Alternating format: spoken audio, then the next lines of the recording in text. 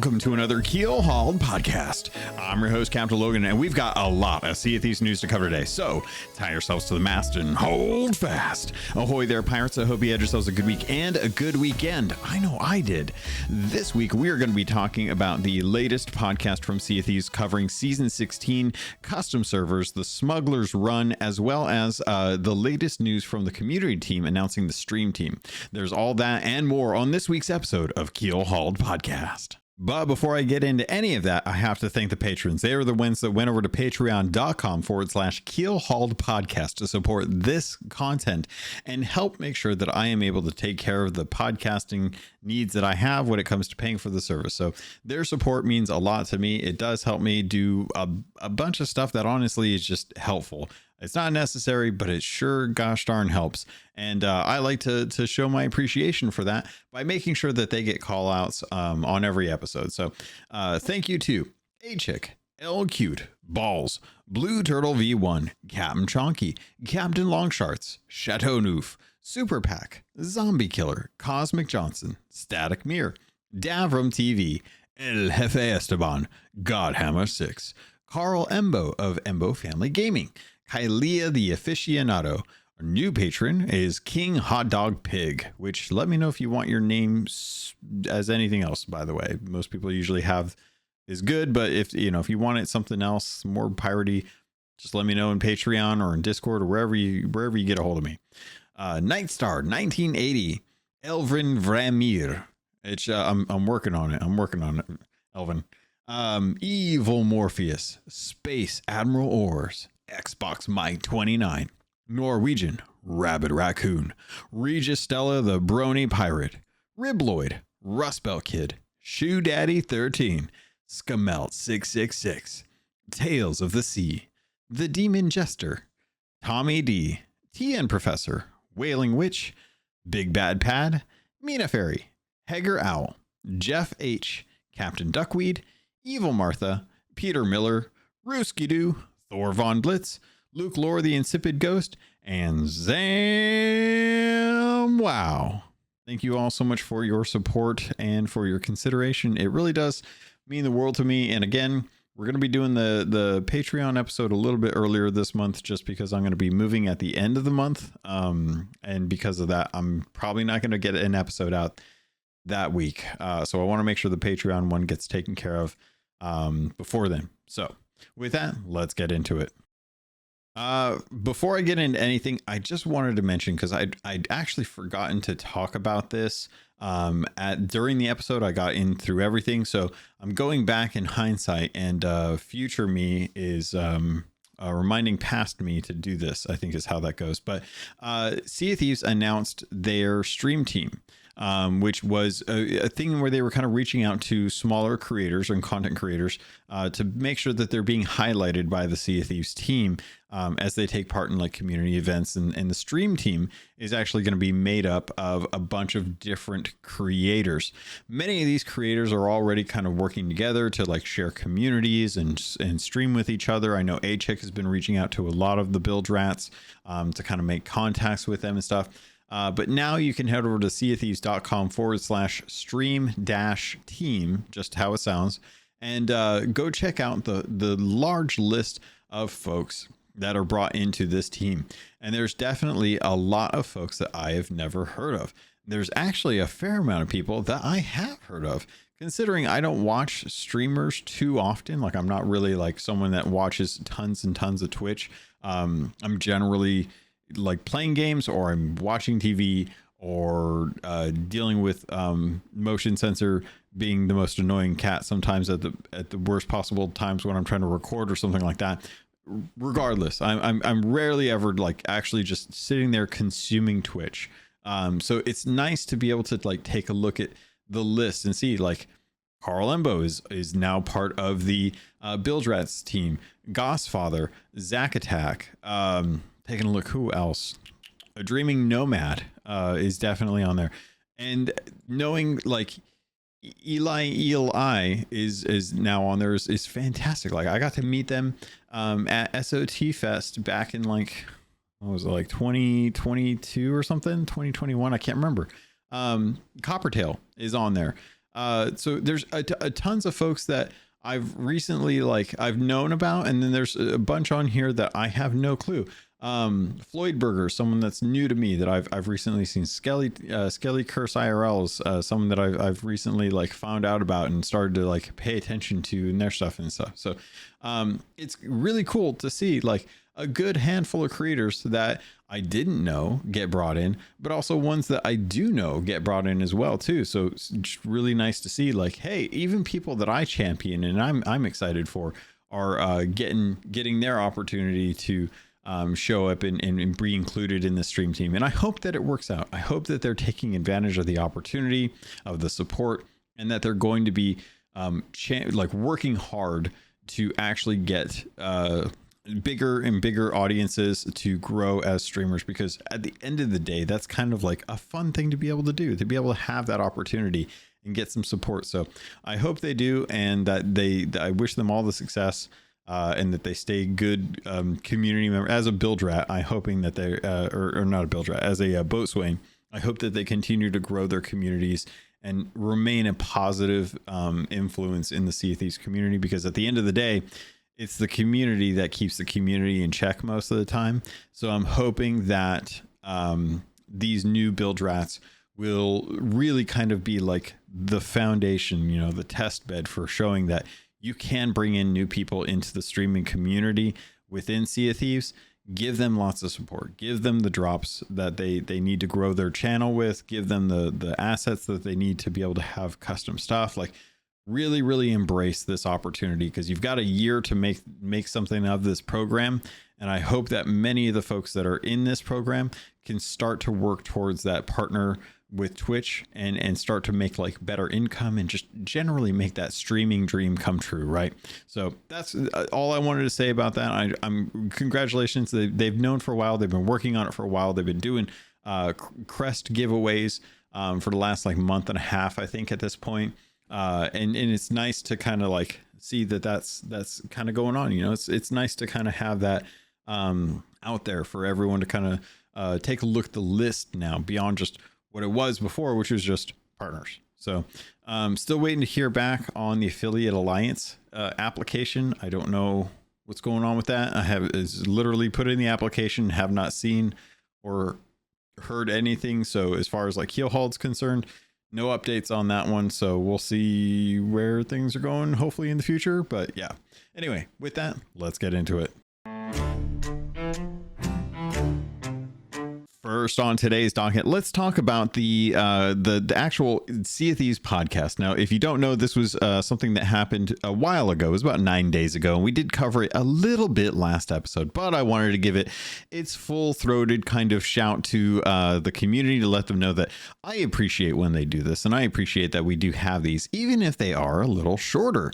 And this one came in at about 35 minutes, where it felt like in the past they had to do something of an hour's worth of content to be able to address some of the things that they wanted to talk about, to which I say that is hogwash. You can make a podcast for as long as you want or as short as you want. It is still a podcast in form.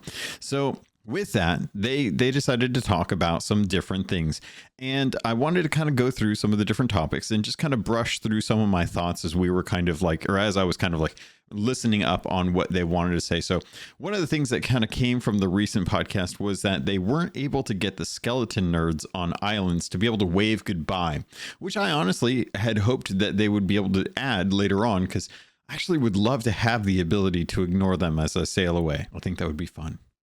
One of the other interesting things that I heard is that the producer was willing to push certain content to the second or third month with relation to how their new system is going to be laid out, which again, they're doing seasons a little bit differently now, which we've kind of seen them do as the result of season 14 coming in so poorly. With season 15, they kind of added content a little by little as they went throughout the season, just to kind of make sure that the impact was less abrasive to the community as things were coming in. And as a result, it ended up with a little bit smoother of a introduction of content, which that cadence seemed to keep a little bit of life throughout the whole season.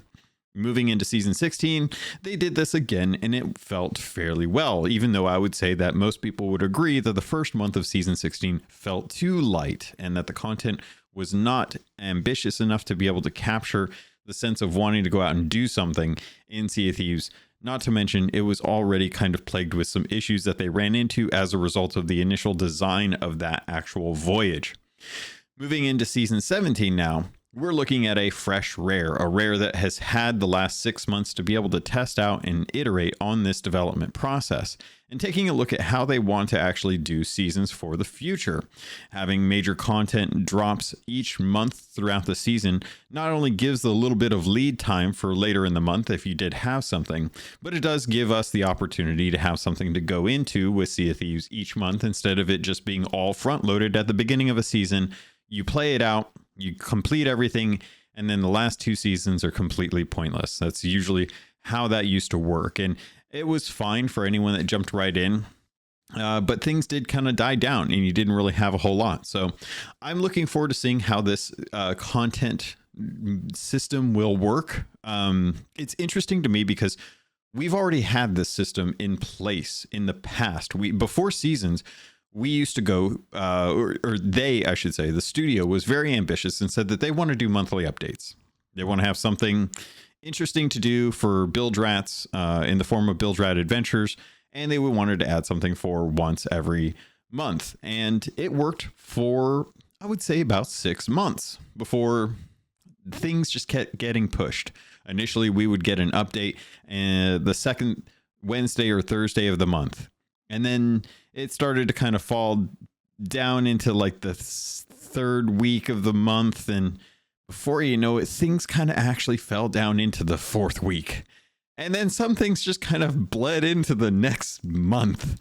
And eventually they kind of realized that doing monthly content was just a little too tough, which is part of the reason why they wanted to move to seasons, because seasons would grant them the ability to have an entire 3-month time span and for content to be created for the next season. So season 1's team would have a lead up and they would work on their content.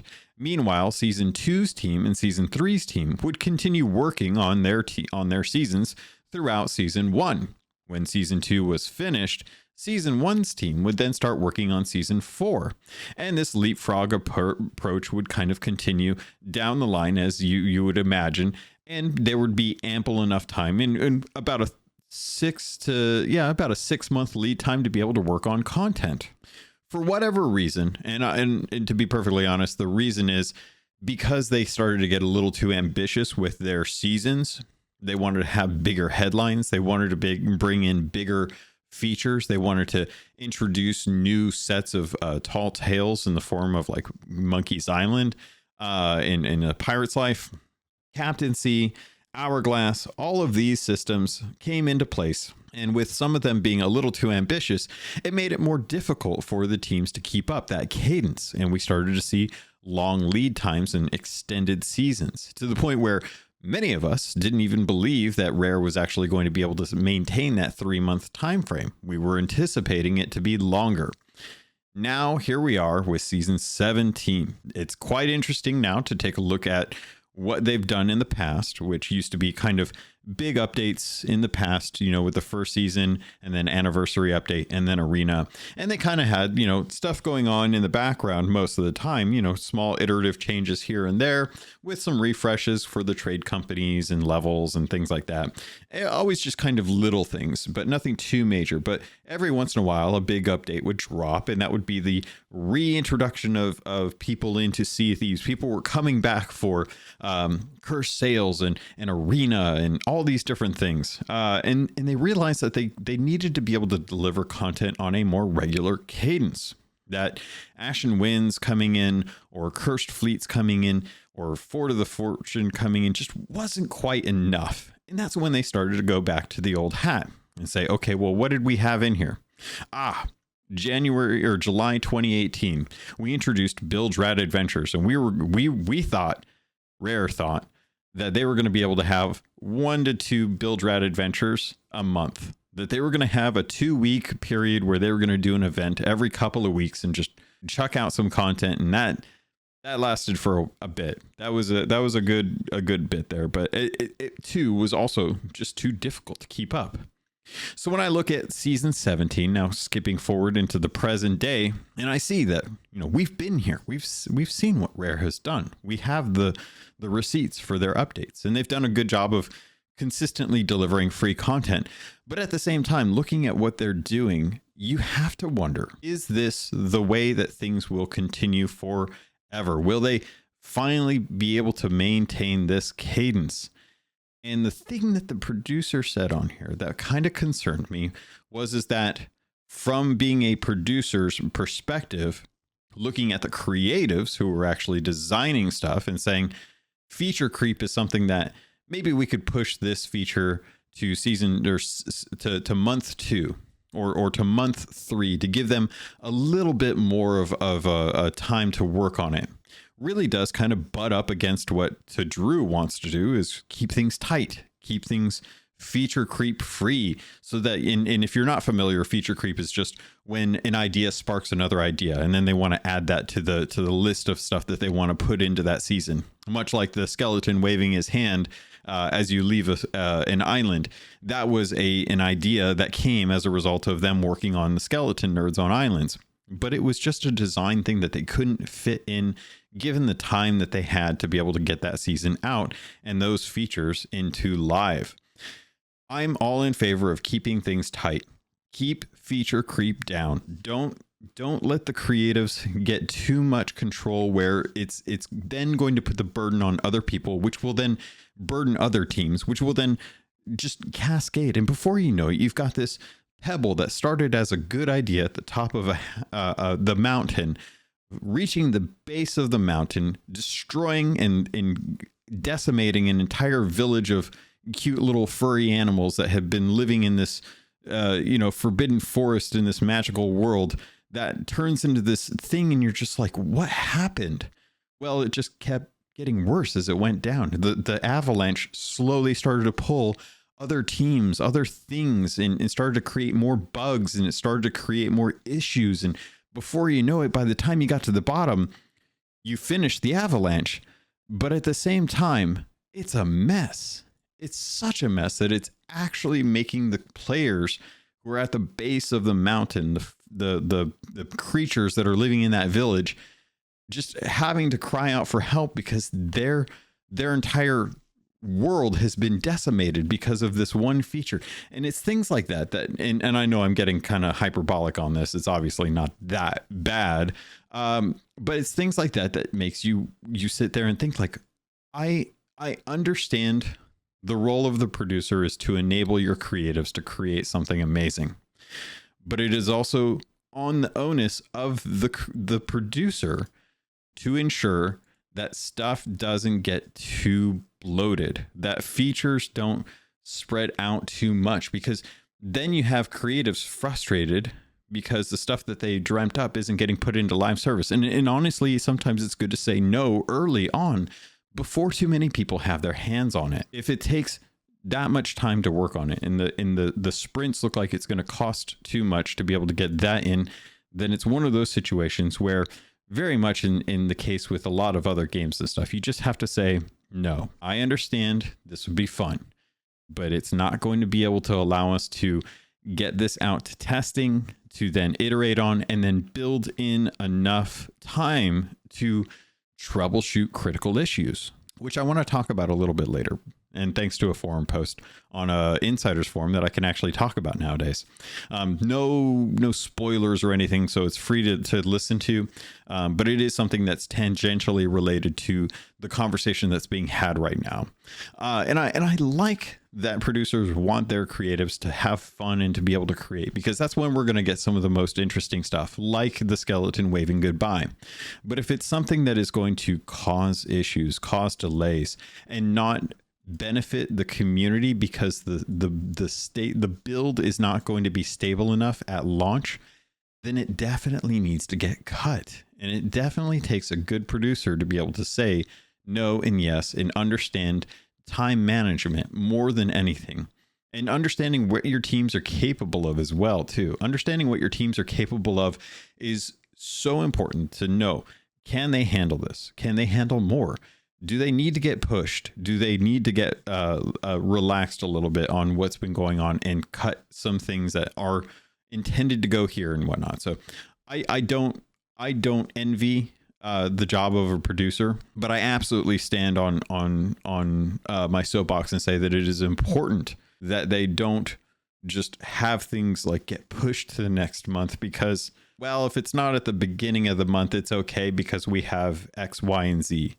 But if the community doesn't like XYZ, and if XYZ doesn't fulfill like enough content to keep people interested, then you've already stunted what would be an amazing season.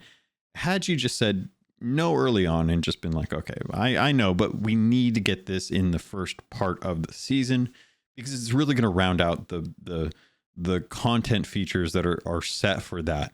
And we can't go too light early in a season and go too heavy at the end of the season. It just doesn't feel fair to the people that are there day one supporting us for the seasons, that are excited and dedicated to the content that's coming at the beginning of each new season. So all that to say, it's very interesting to hear them talk about some of this stuff because there's little things in there that they say that speaks to how the mentality is at the studio at a core level, because it is just the developers talking to themselves, and what they say may not necessarily, they realize like it comes across and it's like, wait, whoa, what do you mean you are okay with letting some of the stuff get pushed out later because you want the feature creep to set in? Like that doesn't feel like that is good for the director who's trying to keep the ship on the right track to being, you know, cared for and appreciated by the community that is investing in this.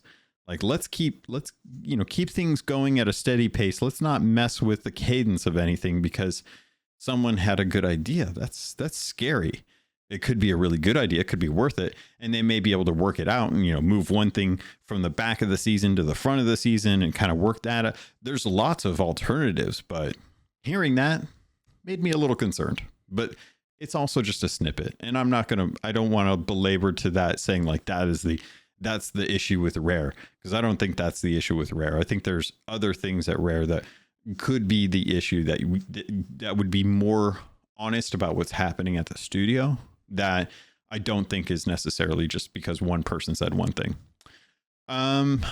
So moving into some of the next sections that they talked about, they did talk a little bit about the community direct and some of the responses that they got, and honestly, some of the clarification that was necessary. And I did appreciate this because too often it feels like so much of our conversation on responses to stuff that happens, and I get this with work too, like I'll complete a project and then I'll pass it off to the team. The team will come back with follow-up questions, but then those follow-up questions get answered, but it never connects back to the original project. Like, it's just information that is just kind of understood, and eventually it gets lost because it was never recorded anywhere where we can point back to it and be like, oh yes, that's right, this follow-up was then added to this thing. So it's quite a difficult thing even in my industry. But I liked that this community update actually went in and started to talk about some of the responses to the community direct, some things that I really appreciated, because they wanted to talk about some of the things that for sure are going to be associated with a subscription, specifically the subscription to the custom servers. And I appreciate that they're clear about some of this stuff, because this is, as they point out, a subscription. You are going to pay money on a regular basis. And if you're not comfortable with this, if you've never purchased private servers for a game like Rust, or gosh, actually, now I'm trying to think of like what are some other games that have private servers. I know, let's see, I think Valheim has some. There's definitely a bunch out there where studios have opted to give community members the opportunity to purchase their own server to do with what they like. And the tools may not necessarily be as comprehensive as others, or as much as what Rare is willing to do, but it is something that that a lot of people are familiar with, spending a little bit extra money to get a custom server, which I'll definitely be taking a look at because I think it's going to be interesting. It'll be interesting to see how that works. So some of the three things that they wanted to kind of like lock in and be like, okay, this is what is for sure going to be included with the subscription. Private sandbox. You get your own private sandbox. It's your own server. You can spawn in what you want. You can create whatever you want from the list of things that are available. You can, spawn in kegs, chests, enemies, ships. You can change the day and time of the server, if I recall correctly. You get access to the private sandbox.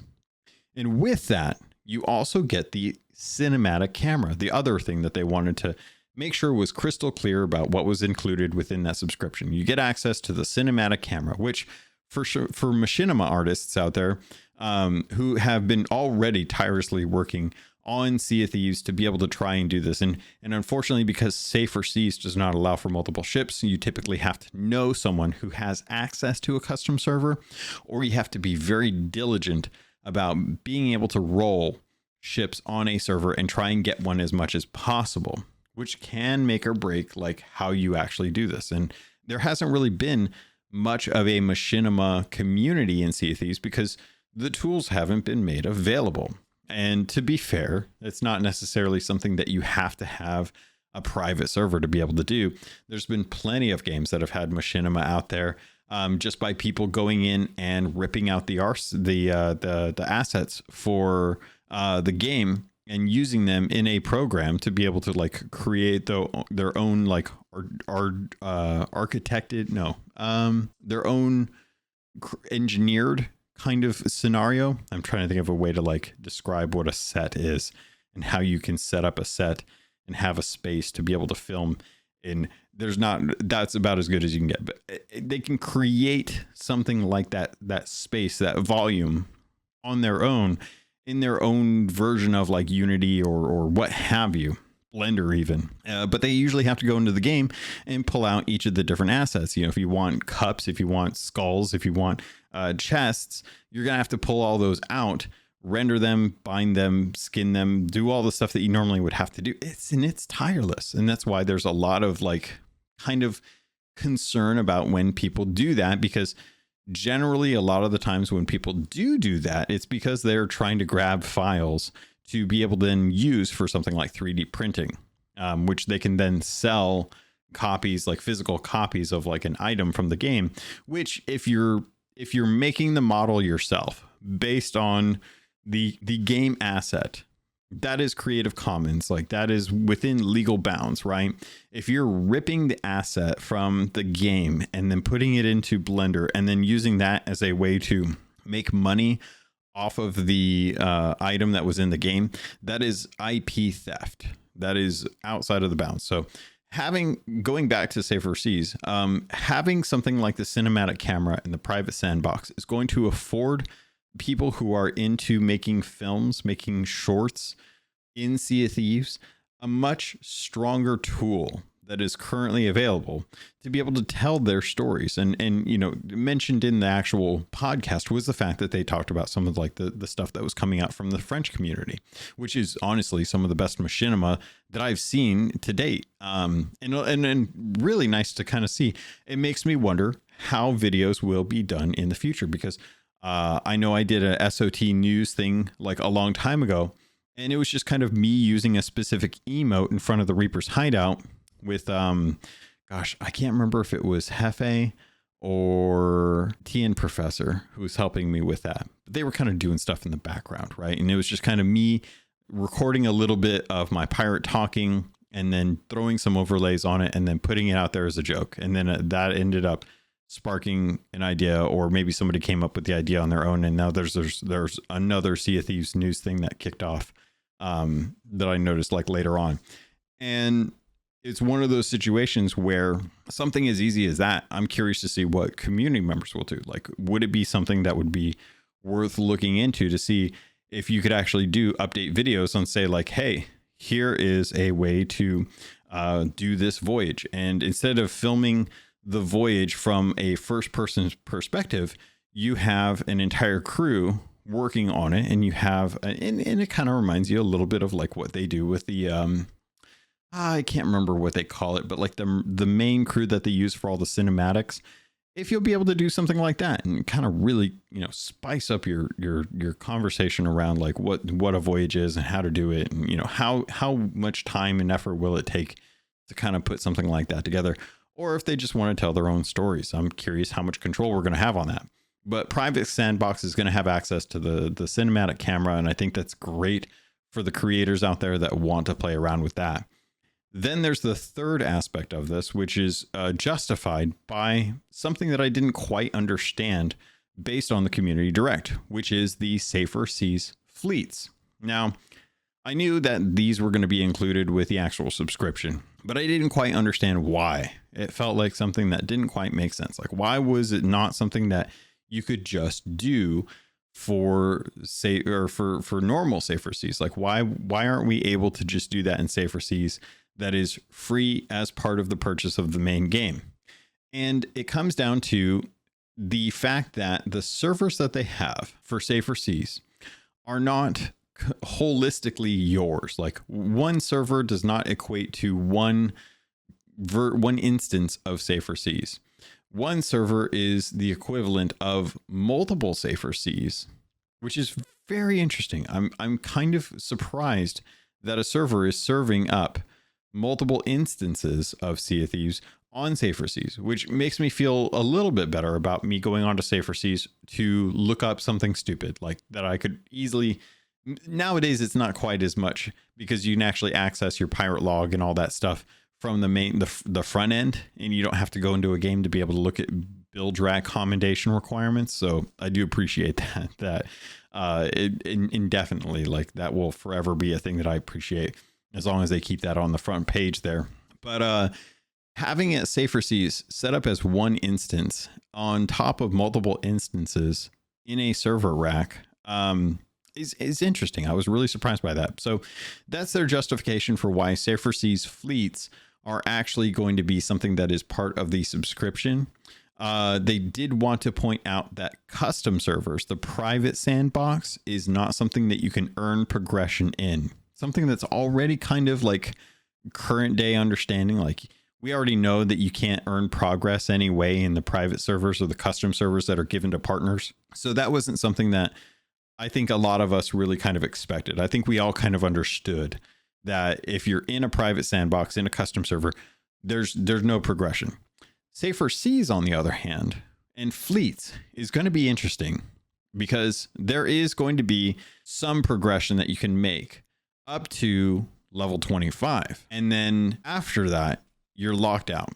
You're still cut out of all the stuff that's considered high seas, but the gold part of it is something that will still be the same as Safer Seas, but just with fleets. And this actually came up in a conversation that I was having with Kylie the aficionado the other day. We were hanging out, playing games and chatting in Discord, and the conversation came up about Safer Seas and with fleets, and why, if you're going to pay for a subscription model, why they wouldn't just allow you to play the normal game and not have the other restrictions on it.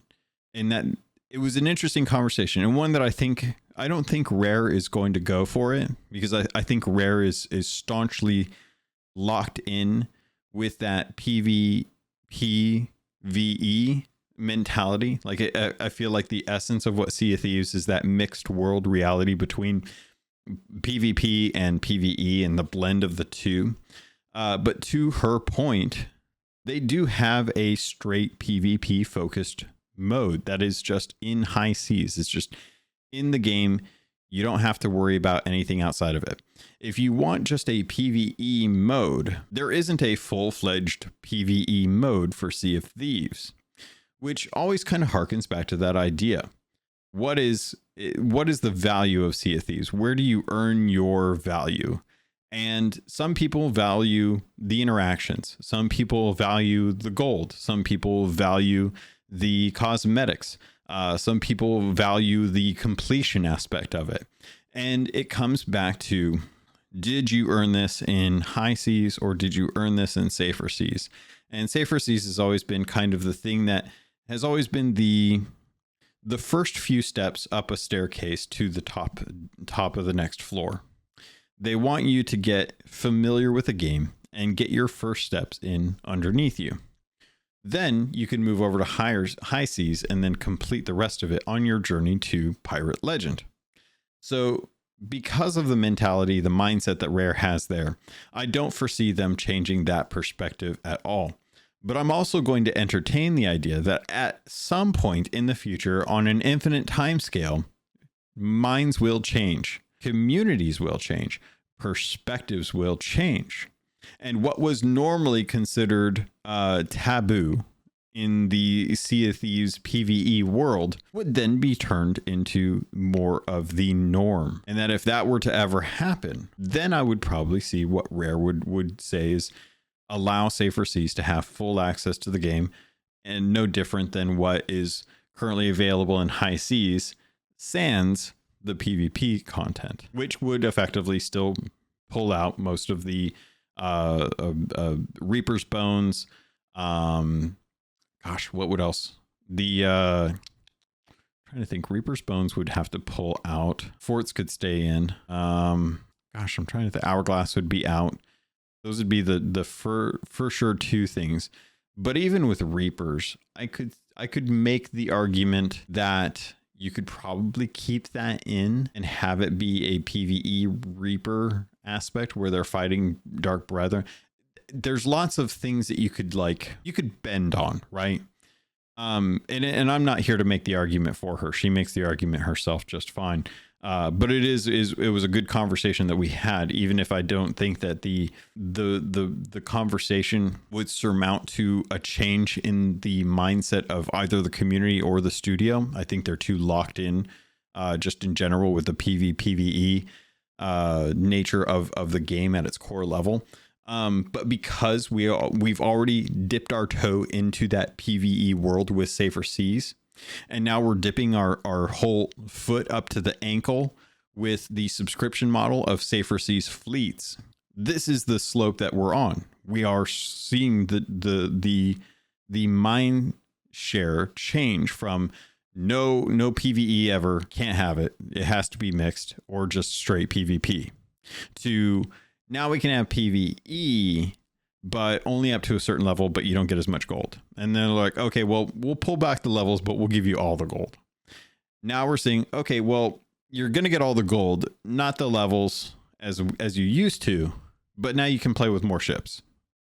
And I just see that, I see the goalpost moving. And I think that is just the nature of Sea of Thieves, where the community is found, where the money is being spent, and what the community is asking for, right? Those are the little survey bullet points that Rare is going to be invested in as they continue to progress, adding more and more to the game.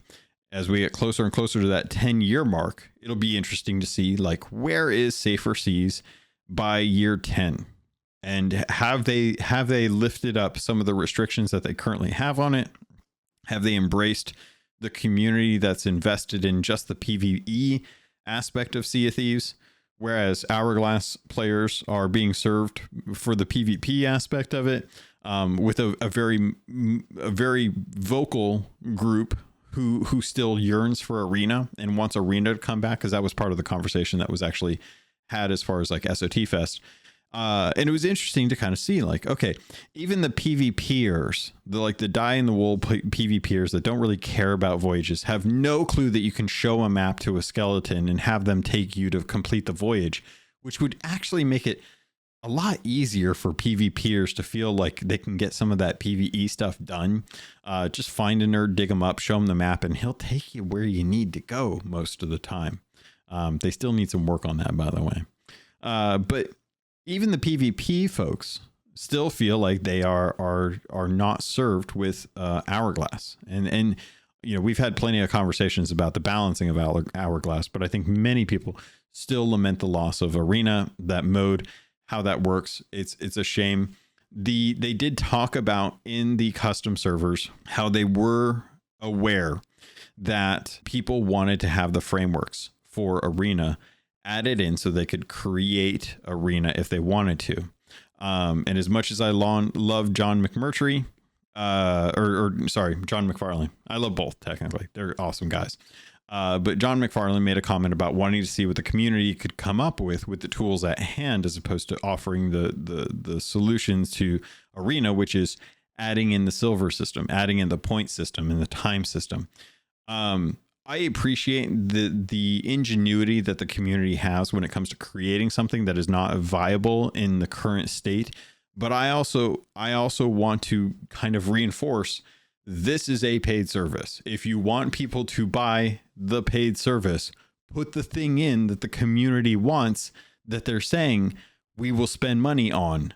If you put Arena in custom servers, if you put that framework in there for people to be able to recreate Arena, I guarantee you people will buy servers just for that. Maybe not a lot, and it depends on the dev work, but also on the other side of it too, back to the conversation with Kylea, people will pay money just to have the full game available to them in a PvE world. They will absolutely pay money for private servers where they can get safer seas with no restrictions on them outside of like the necessity of having PvE or PvP, because they just want to have Sea of Thieves as Sea of Thieves, but with their friends, as opposed to getting on by other people and called and with a little sprinkling of. So I like to hear multiple sides of things, and a lot of people have accused me of like sitting on the fence when it comes to these kind of debates. I'm just empathetic to multiple people's perspectives when it comes to this kind of thing, because I think that that's the great thing about Sea of Thieves, is that there are multiple people. There are lots of different segments of the community outside of how I feel that love the game for X, and sometimes it's Y.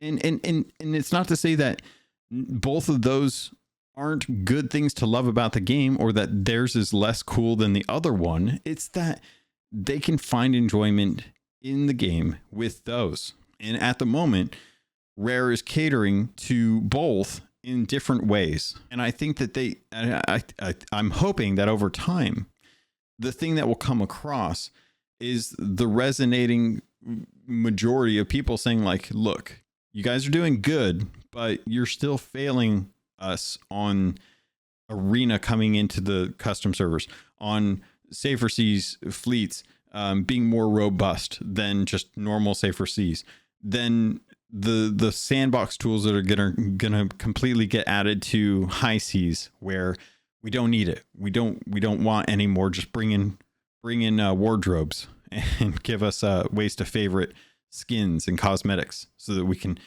quickly get to those as a separate tab, as opposed to page 18, that one cutlass I really like and I really want to murder with, but I'm quickly changing my weapon because I have to get across to the other boat and I'm going to run out of time. But gosh darn it, if I don't get to page 18 and get my favorite sword, I'm going to be really disappointed in whatever other stupid sword that I picked up, because I had FOMO that they were going to take it out of the game and I didn't have anything else to spend my gold on, that I have like millions of gold sitting in my currency, or that I can't buy anything on right now. Yeah.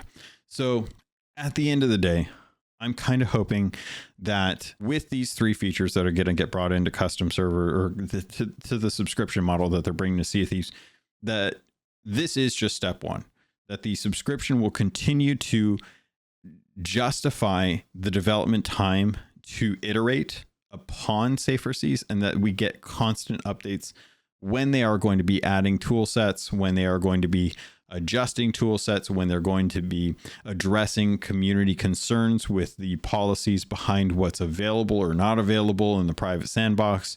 And a lot of people are going to have the other aspect of this, which is this is now adding pay to win for different things. Like if you lift restrictions, well, that's just pay to win. I can just buy a private server, not have to deal with anything, and go find the Shrouded Ghost 5 times. So even the mindset of like, this is great, I want more, comes with the caveat that there are going to be other people that are be like, whoa, we know that's that's too far. And we have to be cognizant of that. So it's always easier to argue your perspective when it comes to these things. It's much harder to be able to argue your opponent's side of things. And that's always something that I'm terrible when it comes to the debating, but I can at least understand that in a debate, I need to be able to understand both perspectives to be able to strengthen my own personal opinion about it. But looking at this, I'm grateful that they're doing it just to begin with. Because at the end of the day, I think this is the thing that's probably going to sustain Sea of Thieves better than the Emporium, better than Renown, or not Renown. What's it called? Plunder Pass. Better than Plunder Pass, better than any of the things that are currently their way of monetizing the game. Because I think many of us are fine with the pets that we have, the cosmetics. Most of us have a lot of the cosmetics. And they're releasing expensive ship sets and bundle sets and stuff. You know, you can only get emotes through the Emporium or through Twitch drops. They've locked off certain cosmetics to the Emporium. But I would not be surprised that the sales on those have not been as strong as when the Emporium was first introduced or when they had big sales. So I don't know the analytics on that. That's purely speculation because I really don't feel like I hear too many folks talking about how they are stoked for the new set that just dropped in Emporium and they can't wait to pick it up. So if you're one of those folks, I mean, I'm definitely open to hearing that perspective, because I do think there's merit to having folks kind of say like, okay, yeah, no, I am one of those whales. I am absolutely one of the people that are constantly going in and buying stuff. So really interesting to kind of think about, like, you know, where they're going to go with subscription models, how that's going to work out. Next in today's docket, I've already covered a fair amount of the podcast, but there's still some stuff that I want to talk about that's actually pertaining to season 17, and this pertains to the smugglers' hideout on different islands. I like that they kind of dove a little bit more into this. I'm anticipating that in this first week, we are probably going to have notes on what's going to happen with August, all the different stuff in the first season. Or the first month of the season, giving us an idea of like what to expect coming up. We already know that we're going to be getting a community weekend, but we're also going to be getting new items, the voyages for the smugglers, and the smugglers hideouts, where we already know like one of these is going to be in the cave at Smugglers Bay. And I anticipate, you know, in places like Lone Cove, Cannon Cove, kind of Thieves Haven, all of the different islands that have little cave systems built into them. I'm anticipating those being some of the locations for the smugglers run stuff. So it'll be interesting to kind of see if there's any interactions with the merchants that have different people on some of the islands. I still lament the fact that the people that are on islands don't really move anywhere, that they're just kind of static turn-in points, and that they don't really have much life to them. They are just scarecrows in the middle of an island, sitting there hoping that someone will come by with a crate of something that they can say is definitely going somewhere, and it was very, very appreciated that it got there. And that they don't have, you know, like things that they're doing, like I think of Umbra, and just kind of the nature of what she does, and how she has so much life. When you go over to Sanctuary Outpost, which, if you're wondering like who Umbra is, she's the Legends of Sea of Thieves NPC, to which I am not part of, but technically part of. Like it's a weird thing. My skeleton's in the game, but I am not granted the rank of master. So I will eventually turn to the dark side and end up killing younglings, I'm sure, at some point, in the horrible future that is this weird Sea of Thieves Star Wars mashup that I have in my head going on. But I am okay. I don't even remember where I was going. I just completely the Dead Eyes Toots Magoo over on Shipwreck Bay. They're not moving. Umbra at least has like some personality, some flair to her. She has like a flourish with her quill as you approach. You know, she kind of tosses it into her inkwell and was like, yeah, it's stopping me from what I was working on. But Good to see you, random pirate, whose name I definitely don't know, but I am sure that you have something you want to say to me, or did you just run up to my stall because puppy dog? I don't know. So I'm kind of hoping that at some point we actually get that. I don't know. It's a weird thing that I decided to go on. But with the smugglers, I'm anticipating that same situation where we're gonna have some of the smugglers like out and about throughout the world, and they're gonna be like, "Hey, stranger, have a good may well you be. Thanks for stuff. Have coin," and that's the extent of it.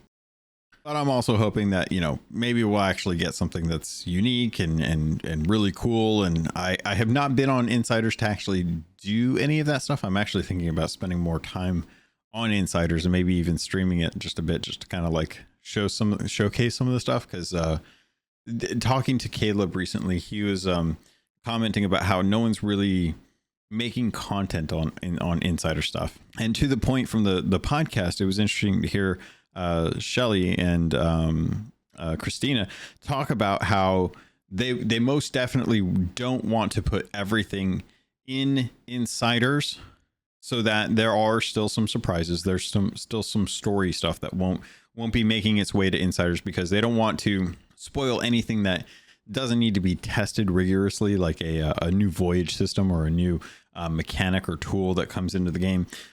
So stuff like that, I think is really nice to know. Like, hey, you could feasibly go into Insiders and not be too spoiled on stuff that's coming to the game. Just depends on specifically your personal barrier, where your line is when it comes to spoilers. So I'm interested in that. I've seen some of the cosmetics that have been set up for the new system, or for the new Plunder Pass that's coming out for the season 17. I think those look really good. Can't wait to see what they look like on a ship type, like in person, being able to see them like in front of me and go around it and take a look at it and stuff.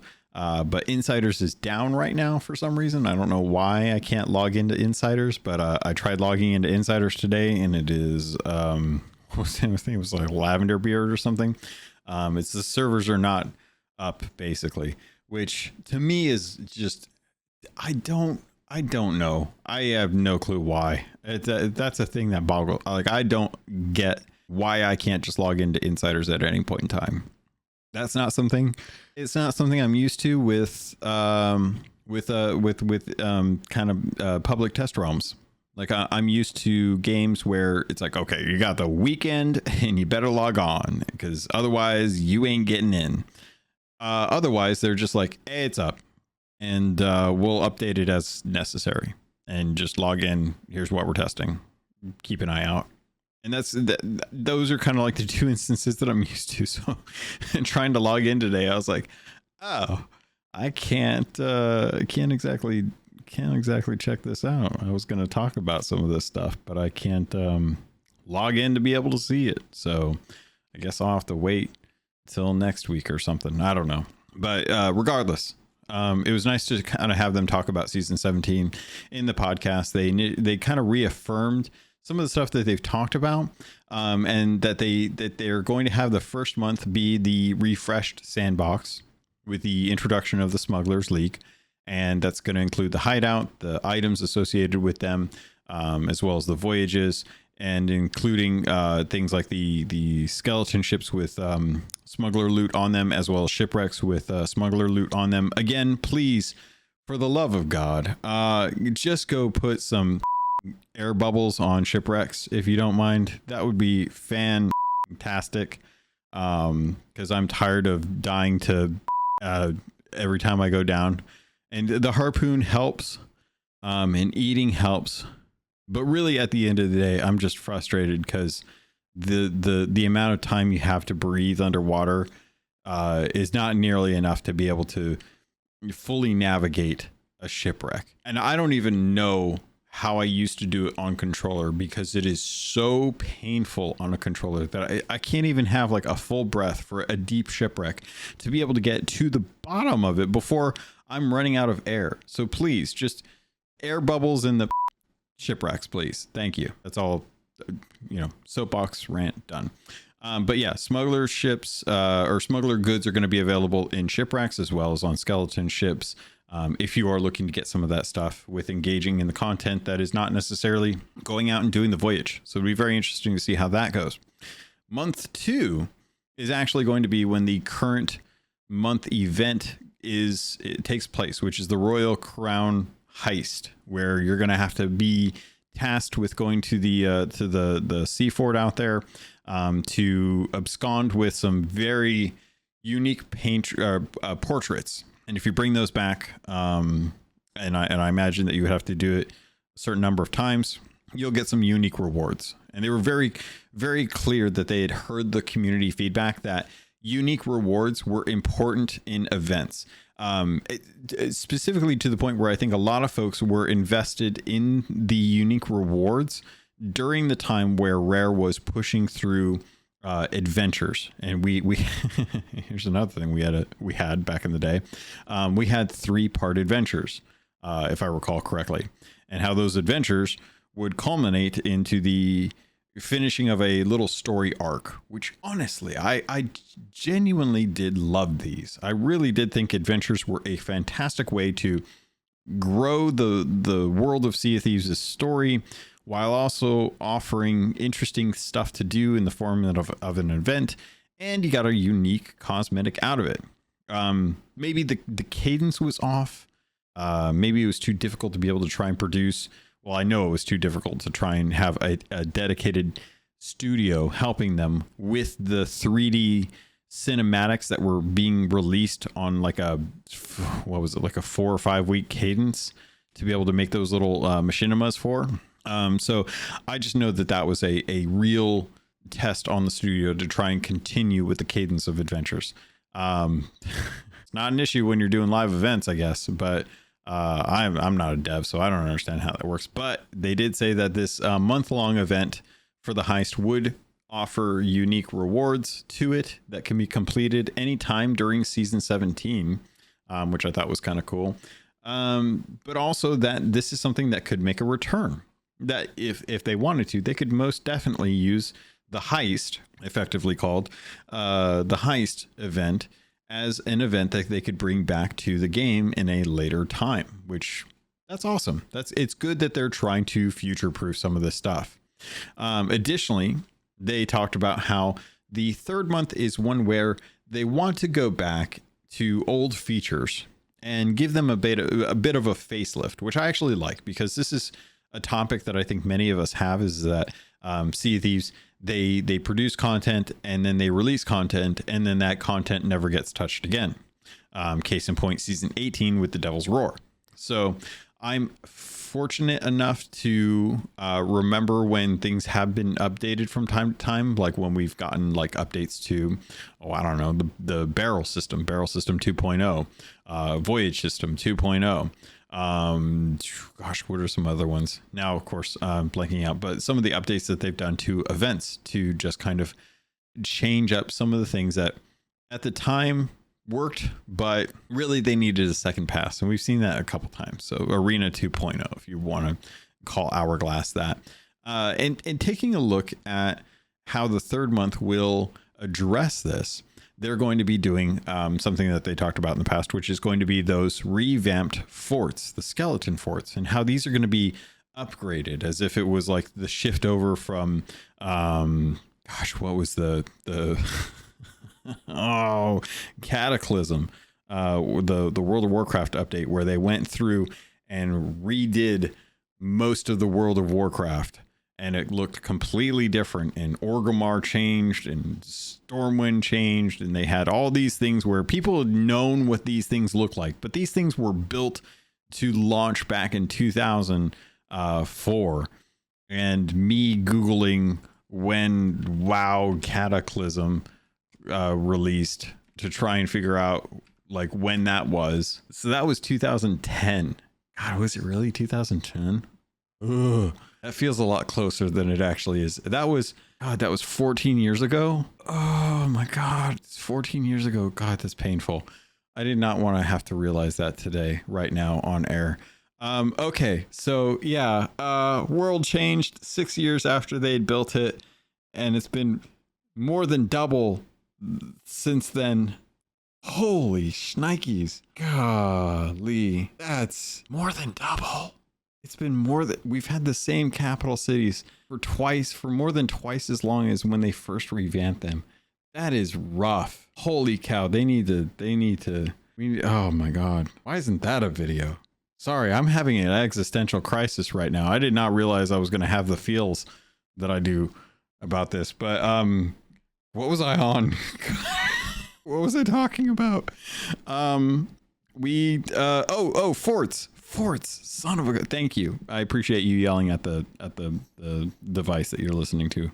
Yes, forts, Reaper forts. So skeleton forts are getting a revamp, much in the same way that they tried to revamp old boot fort and pretend like nobody noticed that there was a giant shift in one of the forts, just completely changing the way it looked into the Fort of the Damned. And nobody remembers the fort of the old boot fort, which I get it. Like, it was not a good name, but it was a unique name. It's a unique fort, but it's just a weird, I don't know why the Fort of the Damned looks the way it does, but you look at the sea forts and you're like, oh yeah, those were also brought in from the Sea of the Damned. And also there's an entire event with the Flameheart ships, which is also brought in from the Sea of the Damned, and those look different than the Fort of the Damned, but they also look different from the sea forts, which were brought in from the Sea of the Damned, which is on par with what the ancient Megs looked like, because those are corporeal as well and fully formed in their own thing, even though they were brought in from the sea. Look, I'm not trying to say that Rare has no clue about the design language of how stuff from the Sea of the Damned should look when brought into Sea of Thieves. That would be rude.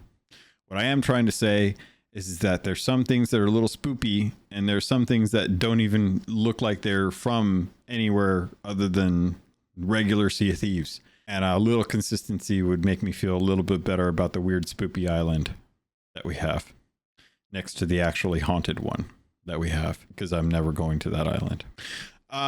So yeah, skeleton forts are getting revamped. Tangent aside, I think it's great that they're bringing in spoopy ships to fight from the Brethren Court and not Flameheart, even though we have two versions of the spoopy ships coming in to fight on Reaper forts now. I like that the Reaper forts are getting the Cataclysm Garrosh Hellscream kind of like remake with much more bone and blade, Flameheart, probably with lots of unnecessary spikes and what do they call the flamey things that I can't even think what those flamey things are called, but the giant holders of flame. I can't think of what those are called. I know I can hear you, but it's too late. I've already recorded this. So those things are going to be on spikes that are unnecessary. The sea forts are getting revamped. I appreciate this, even though I love the way Keelhauled looks, except for when they randomly put in that weird wall that made absolutely no sense, and they were like, well, we introduced harpoons and it was just too easy to harpoon stuff straight out of the loot. It's like, what is that? Why is that important? Why is that the barrier to entry? Why did we put a screen door on the front of Keelhauled Fort's vault? It's not keeping the mosquitoes out, it's just keeping them in. It'd be interesting to see what these new ones look like. I haven't gotten a chance to go into Insiders to actually see if that's something that's even in there right now. But that was, let me take a look at my notes here. Talked about that, talked about the Reaper's hideout things, talked about the arena stuff, no progression. Okay, show notes, we're good. I have completed those. There's one thing that I want to jump into that actually pertains to the insider forums that we can now talk about because there's no NDA, and it pertains to season 17 and the Smuggler's Tide and the road to launch. And this actually came from Drew because he wanted to kind of talk about how things have been since the release of the NDA for insiders and how surprised they are on a lot of people that actually kind of like came to the insiders program and started like talking about some of the stuff that they were seeing in insiders. Because believe it or not, when you don't have an non-disclosure agreement restricting conversation around the topics of stuff that's being developed, you tend to get a lot more honest opinion about the stuff that's in the insider stuff. So he goes on to say, like, responding to feedback, that with the lift of the NDA, they've seen a significant increase in players jump into insiders and begin sharing feedback about the new approach to seasons. Love it. Love that they're seeing that. And they even said as much. We love seeing old and new insiders alike take to the seas and share their thoughts on features arriving in Smuggler's Tide. Exactly what you want. Engagement. Drew says that they want to be open here, that not all this feedback has been positive, pertaining to like what people have found, with players raising some valid concerns on both our approach on the offerings arriving in the first season of this style, with season 17 as their first in the new approach to seasons, which again, I feel like we've tried this in other ways. It just hasn't been labeled a season. And that there are challenges that they're realizing with the development and a lot of things to kind of learn. He goes on to talk about how the new season approach and their team's ability to respond and iterate on player feedback has been limited compared to some of the previous releases. And as a result, they know that can sometimes feel like the studio isn't listening. And that's not the case, according to Drew. He says that the team have been reviewing all the feedback and suggestions, but while there are some great solutions and incredible ideas that have been proposed, the time for season 17 is so close that they're just not going to have the ability to act on some of that stuff. And as they get this new structure kind of under their belt and begin to optimize their delivery, they'll begin to unlock more time during development to kind of iterate with player feedback as they look to future seasons. But that for season 17, however, they're now on the road to launch, and the focus is now on addressing critical issues and landing the experience at quality, which in short basically said, it's great that you guys are talking to us. We hear you and we understand that you have concerns. Unfortunately, we lifted this NDA too soon to launch with season 17 that we are going to be able to implement some of the great ideas that have come across.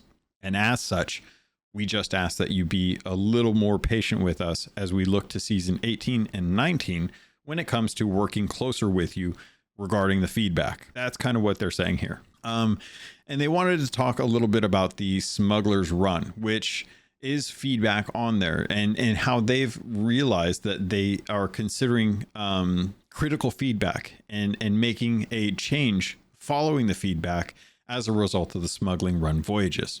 Now, this is something that I'm not going to cover too much because we are kind of on the precipice. But once Smuggler's Run announcement goes live, which I'm anticipating the video this week of them announcing like what Smuggler's Runs are. Next week's episode, I will probably read through this again and see if it's safe enough to kind of talk about without just full on talking about the actual issue that they ran into and how they're going to be addressing that as critical feedback. What I will do is I'm actually going to take the link to this post, which again, you do need to technically be opted into insiders, even though there isn't an NDA. You do have to like have access to the forum to be able to view this. So if that's something that you want to go through and read, you're more than welcome to. Otherwise, hold off to next week. I will probably cover it next week and talk about whatever else is coming out, because I'm assuming we're going to be getting more news as next week falls into place, and that this will be something that they're looking to actually address sooner rather than later. And if it wasn't for the insiders doing their part, having these conversations and being able to speak about this kind of stuff, we may have had a worser experience at the beginning of season 17. So I'm hoping it goes well. I'm hoping that it gets taken care of and that they'll be able to work with the community in future seasons. But I just want to bring this to your attention because really good to hear from Drew, especially in a program that previously was under NDA, and I wouldn't have been able to cover this in the podcast. And I think it's important enough information to be able to speak on without fear of someone being like, well, where'd you hear that? And it's like, well, I can't tell you. Well, it's like, well, why is that? Because it's under an NDA, but you talked about it. Yeah, but I had to talk around it. And it's like, I don't want to lose my account over something like that. I would much rather just have the freedom to be able to talk about it and actually give you guys that feedback and be like, hey, if you personally didn't go in and put in feedback for season 17, at least you know that there are community members out there that are doing that. And not only are they doing that in a good enough way that is providing good feedback, actionable feedback to the studio, but the studio is also responding back to the community and saying, we hear you. It's too close to launch. We want to make sure that it's a good experience, but we do understand these are serious things that need to be addressed. And I appreciate that a ton. So looking at the future, season 18, hopefully we'll have a better lead up time. They'll be able to kind of introduce some of that stuff for the Devil's Roar into Insiders, where we'll be able to take a look at it, have a conversation about some of that stuff, and actually provide some feedback that will then go back to the studio that can then iterate based on that feedback. But as of such, with this being such a new system, I'm glad that we are seeing like commitment from the community to talk about some of this stuff. I think the discussion needs to be had. And I think that the conversations, like from streamers as well, is important when it comes to talking about what's on Sea of Thieves. I know that we talked a little bit about some people that were streaming on Sea of Thieves on the Insiders and stuff. But the more stuff that's available to test in Insiders that we can then speak to properly without, having that conversation, very important for the future of the game. And I'm really, really looking forward to where we're at in 6 months from now, and seeing if there's a sea change that pushes the team in a different direction. Because it feels like usually about 6 months to 2 years is usually when we start to see things get shaken up over at Rare, and they decide to tackle the development of the game in a different way, even after as long as they've been making the game. So, but I think that is going to shore things up for this episode. I'm just noticing what time it is, how long I've been going on tangents, and I want to get you guys onto your next show, or through, get a chance to actually put this out. Because if I don't put it out soon, you guys are going to get upset that there's no podcast. So let's wrap it up here, and thank everyone again for listening. Thank you so much for your support. If you guys have any questions, comments, concerns, you're always welcome to hit me up. Discord's obviously the best place because it tends to be where I'm the most active, but other social media areas are good. I will say that for fear of getting attacked by bots, if you do want to DM me on Discord, please provide more than, hey, you got a moment? Because those ones come across as bots or engagement farmers from folks trying to solicit. And I generally ignore those because I'm so conditioned to just assume that if you have one mutual server in common with me, and I go to that server and I search for your name and any comments that you've made, and there's 0 comments, I'm going to assume that you're a bot, and I'm probably going to ignore the DM. So please be human with me. I will be human in return, and we can have a discussion in there or in the Discord server as well too. And shout out to everyone that's been dropping by the Discord as well too. There's a Discord tag that as a result of supporters boosting the server, we've been able to put a keel tag on anyone that's in the server. You're more than welcome to join up on the server, get your keel server Discord tag, and represent Keelhauled Discord. So outside of that, CaptainLogun@gmail.com is the way to get a hold of me through email. If you want to get a hold of me on social medias, the two that I go to are going to be Blue Sky, and that's going to be at CaptainLogun.bluesky.social, or still over on Twitter, because I still see some of the best memes over there, and I hate that.